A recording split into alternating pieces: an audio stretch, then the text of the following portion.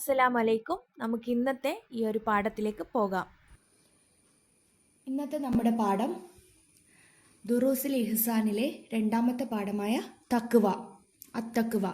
എന്താണ് തഖ്വ? അള്ളാഹു കൽപ്പിച്ച കാര്യങ്ങൾ അനുസരിക്കുകയും നിരോധിച്ച കാര്യങ്ങൾ വെടിയുകയും ചെയ്യലാണ് തഖ്വ.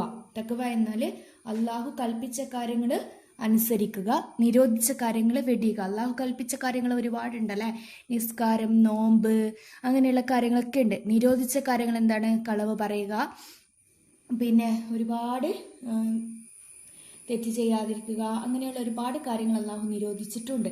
അതൊക്കെ വെടിയുകയാണ് എന്ത് ചെയ്യുന്നത്? തഖ്വ എന്നതുകൊണ്ട് ഉദ്ദേശിക്കുന്നത്. അപ്പൊ നമുക്ക് പാഠത്തിലേക്ക് കടക്കാം. ഈ തഖ്വയെ കുറിച്ചാണ് ഈ ഒരു പാഠത്തിൽ നിന്ന് നമുക്ക് പഠിക്കാനായിട്ടുള്ളത്. നാം ജീവിതത്തിൽ പെരുന്നാൾ, വിവാഹം, വിനോദയാത്ര, വിജയം തുടങ്ങിയ സന്തോഷ നിർഭരമായ അവസരങ്ങളിലൂടെയും കടന്നു പോകും അല്ലെ. നമുക്ക് ആ ഒരു ദിവസത്തിൽ, പെരുന്നാൾ ദിവസത്തിലും പിന്നെ ടൂറ് പോകുന്ന സമയത്തും നമ്മൾക്ക് വിജയം കൈവരിക്കുമ്പോഴൊക്കെ നമുക്ക് എന്താണ് ഉണ്ടാവുക? സന്തോഷം, ഹാപ്പിനെസ് ആണ് ഉണ്ടാവുക അല്ലെ. എന്നാലോ നമുക്ക് ദുഃഖകരമായ സാഹചര്യങ്ങളും ഉണ്ടാവാറുണ്ട്. എന്തൊക്കെയാണ് ദുഃഖകരമായ സാഹചര്യം? രോഗം, ദാരിദ്ര്യം, ആഗ്രഹിച്ചത് ലഭിക്കാതിരിക്കുക, പരാജയം തുടങ്ങിയ ദുഃഖകരമായ സാഹചര്യങ്ങളിലൂടെ കടന്നു പോകും. സന്തോഷം മാത്രമല്ല ജീവിതത്തിൽ ഉണ്ടാവുന്നത്, ദുഃഖങ്ങളും ഉണ്ടാകും അല്ലെ. അത് നമ്മൾ നേരിടുകയും ചെയ്യും. ഈ ഒരു സാഹചര്യത്തിൽ, ദുഃഖത്തിലായാലും സന്തോഷത്തിലായാലും ഏത് സാഹചര്യത്തിലും അള്ളാഹുവിനെ ഓർക്കുകയും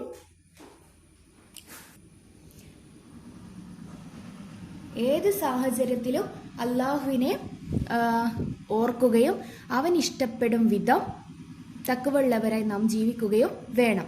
ഓക്കെ, അപ്പോൾ അള്ളാഹു നമുക്കൊപ്പം ഉണ്ടാകും. നമ്മൾ വിജയം ഉണ്ടാവുമ്പോഴും നമുക്ക് സന്തോഷം ഉണ്ടാവുമ്പോഴും അള്ളാഹുവിനെ ഓർക്കണം, ദുഃഖത്തിലും അള്ളാഹുവിനെ ഓർപ്പെടുന്ന. നമ്മൾ പഠിച്ചിട്ടില്ലേ, നന്മയും തിന്മയും അള്ളാഹുവിൽ നിന്നാണെന്നാണ് വിശ്വസിക്കൽ എന്ന്. അള്ളാഹു കൽപ്പിച്ച കാര്യങ്ങൾ അനുസരിക്കുക, നിരോധിച്ച കാര്യങ്ങൾ വെടിയുക. ഇത് ചെയ്യലാണ് തഖ്വ. അപ്പൊ ഇവിടെ ഈ ഒരു പാഠത്തിൽ നിന്ന് ഇവിടെ എന്താണ് നമുക്ക് പഠിക്കാനുള്ളത്? എന്താണ് തഖ്വ? അപ്പൊ ഇപ്പൊ തന്നെ പഠിച്ചല്ലോ, അള്ളാഹു കൽപ്പിച്ച കാര്യങ്ങൾ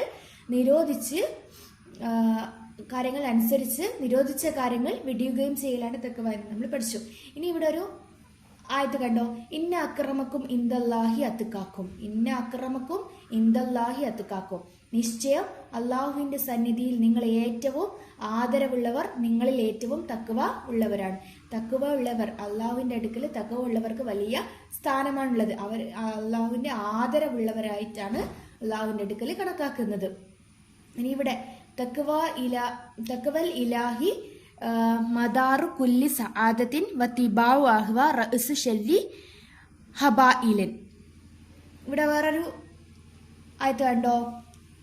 അപ്പൊ അതെന്താ പറയുന്നത്? തഖ്വ എന്ന് പറയുന്നത് അള്ളാഹുവിനെ ഭയപ്പെടുകയും അവന്റെ കൽപ്പനകൾ പാലിക്കുകയും അവന്റെ വിലക്കുകളിൽ നിന്ന് വിട്ടുനിൽക്കുകയും ചെയ്യുന്ന അവസ്ഥയാണ്. തഖ്വ എന്ന് പറയുന്നത് എന്താണ്? നമ്മൾ മുകളിൽ പറഞ്ഞിട്ടുണ്ടാവും, അള്ളാഹു കൽപ്പിച്ച കാര്യങ്ങൾ അനുസരിക്കുക, നിരോധിച്ച കാര്യങ്ങൾ വെടിയുക എന്നുള്ളത്. അപ്പം തഖ്വ എന്ന് പറയുന്നത് അള്ളാഹുവിനെ ഭയപ്പെടുക, അവന്റെ കൽപ്പനകൾ പാലിക്കുക, അവന്റെ വിലക്കുകളിൽ നിന്ന് വിട്ടുനിൽക്കുക. അത് കുറച്ചും കൂടെ എക്സ്റ്റെൻഡ് ചെയ്തിട്ട് പറയുന്നതാണിത് കേട്ടോ. അള്ളാഹുവിനെ ഭയപ്പെടണം, അവന്റെ കൽപ്പനകൾ പാലിക്കണം, അവന്റെ വിലക്കുകളിൽ നിന്ന് വിട്ടു നിൽക്കണം. അള്ളാഹുവിനെ ഭയപ്പെടണം എന്ന് പറഞ്ഞാൽ എന്താണ്? അള്ളാഹുവിന്റെ പേര് കേൾക്കുമ്പോൾ അയ്യോ എന്ന് പറയലാണോ? അല്ല. അള്ളാഹു കൽപ്പിച്ച കാര്യങ്ങൾ അനുസരിക്കുക, നിരോധിച്ച കാര്യങ്ങൾ വെടിയുക. നിരോധിച്ച കാര്യങ്ങൾ ഇപ്പോൾ ഉദാഹരണത്തിന് മദ്യപാനം, കളവ് പറയുക. അപ്പൊ കളവൊക്കെ പറയുമ്പോൾ നമ്മൾ അള്ളാഹുവിനെ ഓർക്കുക. അപ്പൊ അള്ളാഹുവിന്റെ ശിക്ഷ കിട്ടും, ഇതാണ് എന്നുള്ള അങ്ങനെ ഒരു ഭയം നമുക്ക് എന്തുണ്ടാവണം? ഉള്ളിൽ ഉണ്ടാവണം. അതാണ് അള്ളാഹുവിനെ ഭയപ്പെടുക. അപ്പൊ ഖുർആൻ പല സ്ഥലങ്ങളിലും തഖ്വയുടെ ഗുണങ്ങൾ വിശദീകരിക്കുന്നുണ്ട്. ഖുർആന്റെ പല സ്ഥലങ്ങളിലും തഖ്വയെക്കുറിച്ചും തഖ്വയുടെ ഗുണങ്ങളും വിശദീകരിക്കുന്നുണ്ട്. ഇനി നമുക്ക് തഖ്വ കൊണ്ട് ലഭിക്കുന്ന ചില ഗുണങ്ങൾ, ഇവിടെ ഇപ്പോൾ ഒരു 8 ഗുണങ്ങൾ നമുക്കിപ്പോ പാഠപുസ്തകത്തിൽ ഉണ്ട്. തഖ്വ കൊണ്ട് ലഭിക്കുന്ന ഗുണങ്ങൾ എന്തൊക്കെയാണ്? തഖ്വ കൊണ്ട് ലഭിക്കുന്ന ഗുണങ്ങൾ: ഒന്നാമത്തേത് അള്ളാഹുവിന്റെ പ്രീതി ലഭിക്കല്, 2 അള്ളാഹുവിൽ നിന്ന് ഇൽമ ലഭിക്കല്, 3 പ്രയാസങ്ങൾ നീങ്ങല്. ഇനി നാലാമത്തെ എന്താ നോക്കാം. നാലാമത്തേത് പ്രതീക്ഷിക്കാതെ വഴിയിലൂടെ ഉപജീവനം ലഭ്യമാവൽ. ഉപജീവന മാർഗം എന്ന് പറഞ്ഞാൽ എന്താ? നമുക്ക് നിത്യേന കഴിയാനുള്ള ഉപജീവന മാർഗം. ഇഹലോകത്തും പരലോകത്തും ആദരവ് ലഭിക്കൽ. ഇഹലോകത്തും പരലോകത്തും ആദരവ് ലഭിക്കും. പാപമോചനം നേടൽ, നരകമോചനം നേടൽ, സ്വർഗപ്രവേശനം ലഭിക്കൽ. ഈ 8 പോയിന്റ്സും നിങ്ങൾ നിർബന്ധമായിട്ട് പഠിച്ചിരിക്കണം. തഖ്വ കൊണ്ട് ലഭിക്കുന്ന ഗുണങ്ങൾ എന്തൊക്കെയെന്നുള്ളത് ചോദ്യം വരും. അടുത്തത്, നാം പരമാവധി അള്ളാഹുവിന് തഖ്വയുള്ളവരാകണം.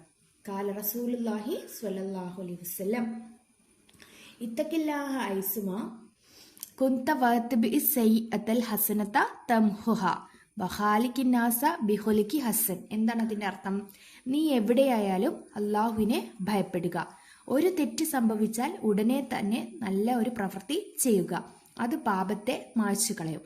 മനുഷ്യരോട് നല്ല സ്വഭാവത്തോടെ നീ പെരുമാറുക. അള്ളാഹു നമ്മെ മുത്തക്കീങ്ങളിൽ ഉൾപ്പെടുത്തട്ടെ, ആമീൻ. എന്താ പറയുന്നത്? എവിടെയായാലും അള്ളാഹുവിനെ ഭയപ്പെടുക. ഇപ്പോൾ നമ്മളിപ്പോൾ എന്തെങ്കിലും ഇപ്പോൾ വിനോദയാത്രയിലാണ്, അല്ലെങ്കിൽ നമ്മളിപ്പോൾ ടൂർ പോവാണ്. ടൂർ പോകുന്ന സമയത്ത് നിസ്കാരത്തിൻ്റെ സമയം ആയി എന്ന് അറിഞ്ഞാൽ അപ്പം തന്നെ എന്ത് ചെയ്യുക? നിസ്കരിക്കുക. നിസ്കാരം കലാ വീട്ടാനാക്കാതെ നിസ്കരിക്കുക. ഒരു തെറ്റ് സംഭവിച്ചു, നിങ്ങളോടിപ്പോൾ ഒരു തെറ്റ് സംഭവിച്ചിട്ട്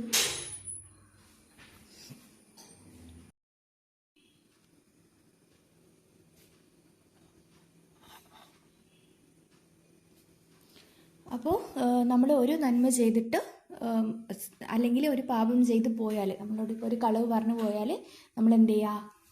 അതിന് പകരമായിട്ട് ഒരു നന്മ ചെയ്താൽ, നന്മകൾ ഒരുപാടുണ്ട്. നമ്മൾ കഴിഞ്ഞ മദ്രസ ക്ലാസ്സുകളിലൊക്കെ നമ്മൾ ഒരുപാട് നന്മകൾ പഠിച്ചിട്ടുണ്ട്. സലാം പറയുന്നത് ഒരു നന്മയാണ്, ഒരാൾക്കൊരു ഉപകാരം ചെയ്യുന്നത് ഒരു നന്മയാണ്, വഴിയിലുള്ള തടസ്സങ്ങൾ നീക്കുന്നത് ഒരു നന്മയാണ്. അങ്ങനെ എന്തെങ്കിലും നന്മ ചെയ്താൽ ആ പാപം മായ്ച്ച് കളയുന്നതായിരിക്കും എന്നാണ് ഇവിടെ ഈ ഒരു ഹദീസിൽ പറയുന്നത്. മനസ്സിലായെന്ന് വിചാരിക്കുന്നു. അപ്പോൾ ഇതിൽ പ്രധാനമായിട്ട് പഠിക്കേണ്ടത് എന്താണ്? തഖ്വ, പിന്നെ തഖ്വ കൊണ്ടുള്ള ഗുണങ്ങൾ എന്തൊക്കെയാണ്, പിന്നെ ഈ 3 ആയത്തുകൾ, പിന്നെ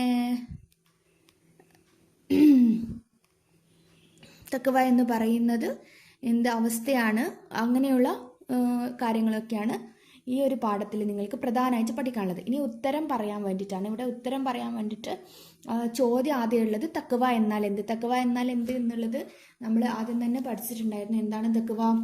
അള്ളാഹു കൽപ്പിച്ച കാര്യങ്ങൾ അനുസരിക്കുക, നിരോധിച്ച കാര്യങ്ങൾ വെടിയുകയും ചെയ്യലാണ് തഖ്വ എന്നാൽ. ഇനി അടുത്ത ചോദ്യം, അള്ളാഹുവിൻ്റെ സന്നിധിയിൽ ഏറ്റവും ആദരവുള്ളവർ ആരാണ്? അള്ളാഹുവിൻ്റെ സന്നിധിയിൽ ഇവിടെ ഉണ്ടല്ലോ, അള്ളാഹുവിൻ്റെ സന്നിധിയിൽ നിങ്ങളിൽ ഏറ്റവും ആദരവുള്ളവർ നിങ്ങളിൽ ഏറ്റവും തഖ്വ ഉള്ളവരാണ്. ഏറ്റവും തഖ്വ ഉള്ളവരാണ് ഏറ്റവും ആദരവുള്ളവർ അള്ളാഹുവിൻ്റെ സന്നിധിയിൽ. തഖ്വ കൊണ്ട് ലഭിക്കുന്ന നേട്ടങ്ങളിൽ 3 എഴുതുക. ചിലപ്പോൾ ഇവിടെ 5 എന്ന് വരാം, അല്ലെങ്കിൽ 2 എന്ന ചോദ്യം വരാം. അതുകൊണ്ട് നിങ്ങൾ എന്ത് ചെയ്യുക? ഈ ഒരു 6 തഖ്വയുടെ ഗുണങ്ങൾ പഠിച്ചിരിക്കുക. പിന്നെ ഇവിടെ പൂരിപ്പിക്കാനാണ് ഈ 2 ആയത്തുകൾ. പിന്നെ ആത്മപരിശോധന നടത്താം. 3ാമത്തെ പ്രവർത്തനം, കഴിഞ്ഞുപോയ സന്തോഷ സന്ദർഭങ്ങളിൽ ഞാൻ തഖ്വ ഉള്ള സമീപനം സ്വീകരിച്ചിട്ടുണ്ടോ? കഴിഞ്ഞുപോയ സന്തോഷ സന്ദർഭങ്ങളിൽ തഖ്വയുള്ള സമീപനം സ്വീകരിച്ചിട്ടുണ്ടോ? അള്ളാഹുവിന് നന്ദിയുള്ളവനായിരിക്കും. നിങ്ങൾക്ക് എന്തെങ്കിലും കാര്യം ലഭിച്ചു കഴിഞ്ഞാൽ നിങ്ങൾ അൽഹംദുലില്ലാ അള്ളാഹുവിന് നന്ദി പറഞ്ഞിട്ടുണ്ടോ ഒക്കെ നമ്മൾ സ്വയം പരിശോധിക്കാൻ വേണ്ടിയിട്ടാണ് പറയുന്നത്.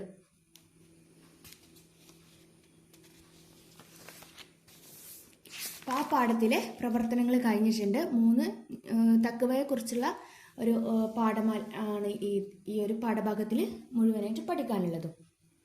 ഇതുപോലെ മദ്രസയിലെ മറ്റു വിഷയങ്ങളിലുള്ള പാഠഭാഗങ്ങൾ എളുപ്പത്തിൽ മനസ്സിലാക്കാനും പഠിക്കാനും നിങ്ങൾക്ക് ഉപകാരപ്രദമായ വീഡിയോകൾക്കുമായി ഇപ്പോൾ തന്നെ like and share and subscribe.